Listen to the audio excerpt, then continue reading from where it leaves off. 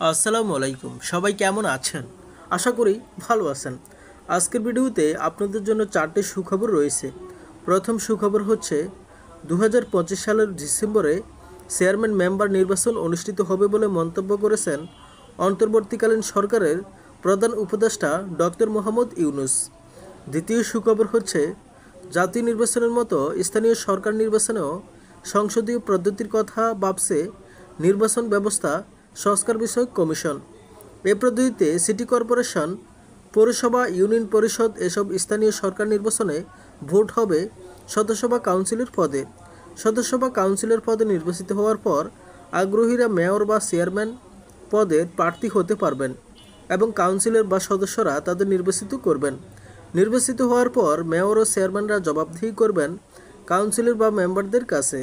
Councillor বা মেম্বারের কাছে আস্থা হারালে মেয়র বা চেয়ারম্যানের পদ শূন্য হবে।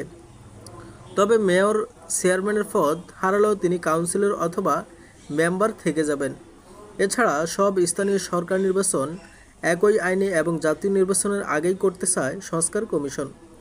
তৃতীয় সুখবর হচ্ছে উপজেলা নারী ভাইস চেয়ারম্যান থাকছে না, প্রত্যেকটি উপজেলায় ওয়ার্ড হবে। একটি উপজেলায় 10টি ইউনিয়ন থাকলে 30টি আসন হবে।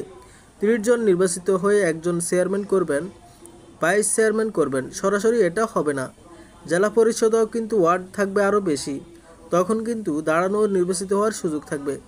চতুর্থ সুখবর হচ্ছে গত নির্বাচনে কমিশনের করা স্থানীয় নির্বাচনে 23,000 কোটি টাকা ব্যয় হয়েছে। 19 লাখ থেকে 20 লাখ লোক লেগেছে, 225 দিনের মতো সময় লেগেছে। কিন্তু স্থানীয় নির্বাচনে যদি পার্লামেন্টারি সিস্টেম নিয়ে আসে তাহলে ইউনিয়ন পরিষদ, পৌরসভা ও সিটি কর্পোরেশন নির্বাচনে একই সিস্টেমই করতে পারবে। খরচ নেমে আসবে 600 কোটি টাকার মতো।